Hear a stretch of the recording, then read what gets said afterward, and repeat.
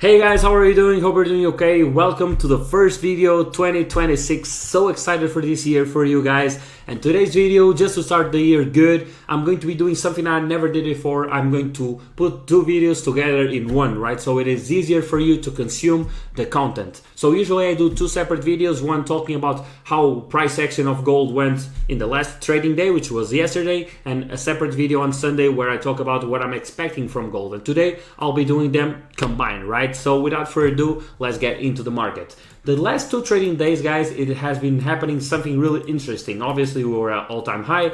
I talked about it in the previous video, right? Like RSI was so saturated. We obviously got this massive downside move, not only in gold, but also in silver as well. And right now, we are obviously creating here an accumulation zone, and in the last trading days it has been really interesting, guys, because Asia session always is bringing the price up. Obviously we have structure here, and then New York comes, boom. Then obviously we had this manipulation move just to catch this liquidity and obviously retest this supply zone, and then Asia session comes, boom, and New York session manipulates, boom. We didn't even break these candles and candles week, which I'm going to talk about, right? Okay, so talking about last trading day, which was yesterday, what kind of opportunities could you have? Okay, first one obviously is this break of structure. The algorithm does not give, but I consider this a break of structure. If you actually go to the 15-minute time frame, obviously we can spot obviously a clear break of structure here as well, because obviously we had this accumulation zone, but nevertheless 1 hour obviously we had this massive down move before the market closed, right? Obviously the algorithm gives us all here the equal lows, which is even to this day, right? And next week I'm going to talk about it. I believe this region is important. And then as soon as this candle, obviously the market opened at 11, we obviously have the bullish engulfing candle engulfing all this move, but this is not where you enter the market, right? You enter the market when the next candle just obviously passes this candles week and breaks this structure right here and breaks candles week also, and you can enter your trade. And this is something that a market usually does, right? So it gives you like 50 pips, it comes retest the structure right here, and then it makes a continuation on the move. So it's really important for you not to put any break evens at like 40 pips, not just panic, okay? So it's normal, guys. This is like normal price action. It gives you something, it breaks. Sometimes it breaks without volume, it retests, and it goes and makes a continuation on the move. And this is something that I really talk about a lot in my channel, which is I would much rather have this than like an instant break, guys. Why? Because usually this, as you can see, it gave more volume the market to push up, and this is really important, because when it breaks instantly, usually the market does not have that much strength, and this kind of corrections are super healthy for the market in order for it to make its up move. Okay, what would be my TP for this trade? Obviously this high right here, guys. This is like a really strong high, and we obviously had the confirmation in New York session. But if you go to the 15-minute time frame and you see the Lux algorithm, which is an indicator that you can go look for the indicator video that I talked about. Really important, guys, for you to watch that video. And obviously we had a strong high, and this is really important, guys, because once again, boom, break of structure. It obviously made a manipulation move, seeming like it's going to obviously retesting, make a manipulation move on this low, and just a continuation on the upside. But actually we had a double top pattern, and boom, the price is plummeted and obviously stopped in the supply zone. Okay, guys, and what is the most important thing that I want to tell you guys? This is something a mistake that I made in my early days utilizing the strategy, which is I didn't wait for confirmation. I was too jerky. I went, okay, I see this, oh my god, it's going to break, well, I buy. No, guys, you buy when it breaks, when it gives you the confirmation, because otherwise, you see, if you do this here, you are gonna get wrecked, especially when you do this before session, because if you did this here, right, so at 1, obviously it's a bit before the London opens, right? The New York session opens, you would get wrecked. You see this candle, guys, but even if you do, a good stop loss right here would be in this region right here below this low, right? Because if it makes an engulfing on all this move, guys, it's done with, okay? It's like the price action is going down, and as you can see, New York session just plummeted the price.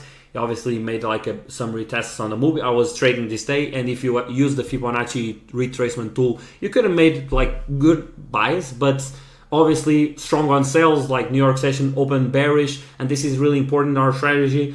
even though we always trade the trend, like the macro trend, it's really important sometimes for you to switch and trade the trend of the session, right? So here, obviously, we had massive sells, we had some retractions, and now we are retesting this supply zone. What I'm waiting for, guys, right here. So I'm extremely bullish right now, okay, and I'm going to explain you why.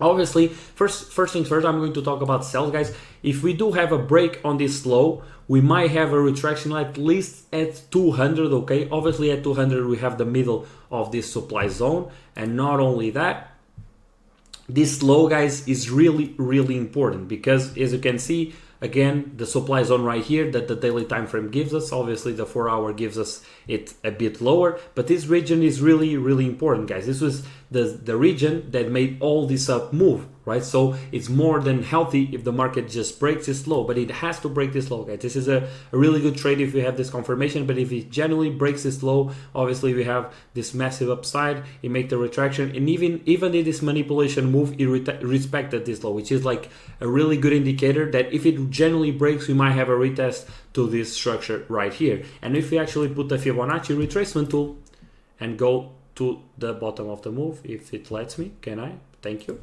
Okay, so if you come right here, you see, wow, we have the 50% and also the golden zone, but the one you should be looking out for is obviously the 50% of the move, right? So this is really important. I didn't talk about the Fibonacci in my indicator video, which I forgot. I'm sorry, guys. I'm going to make a separate video just for it not to be confusing. But what I call the golden zone is this rectangle right here, just for you to understand that this is an area that I really take into account inside my trading. So it's between the 50% of the move and the 618, right? So this rectangle right here is what we call the golden zone, and historically is something that gold utilizes a lot to make its retractions when it's making like massive downside moves or even upside, right? So this is something I really take into account, okay? So this is my perspective on sells if we do have a break on this low. In terms of buys and why I'm bullish, guys. I'm bullish simply because obviously I love the 1 hour time frames, you guys love that, and obviously we have like a really strong low right here. We made a market fluidity reversal pattern right here, and again in the last few days Asia session has been crazy, and I generally believe with the volume we had like at the ending of the market, I believe Asia session will generally have strength enough to break this high right here. This is my hope, right? And this will be my main trade. If we do break this high, guys, we obviously have free range to come at least, if it lets me, can I? Thank you very much. I don't know why my Fibonacci is doing this lately, but I'll have to correct it, okay? Like, it doesn't let me put it freely. It's strange. But we do have a trade which could potentially give us at least 400 pips, right? Okay, so come to obviously the 618 of the Fibonacci. Not to mention, again, obviously it can come all to correct all the upside move and make a continuation on the move, right, to the all-time high. But the first like TP I would say I would be looking out for is obviously here in the 45 range, right? So this is why I'm bullish on sales. I mean, historically in the last few days, Asia session has pushed the price really up and really good, right? Obviously we made again retest on the supply zone, continuation on the move on Asia session.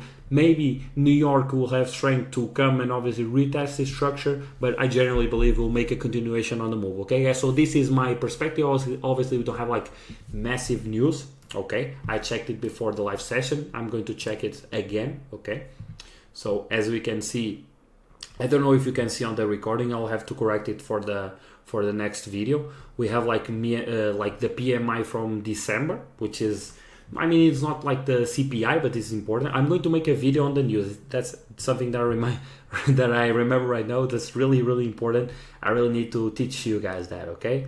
But I mean, again, not much. ADP, which is also like semi-important, okay? So the private companies, right? So we have some news, but not like massive news like CPI, okay? But that's it, okay guys? Obviously we have that's important, and I almost forgot about that, and I need to check that actually. If we are going to have on Friday, let me see, Thursday, let me see Friday, guys.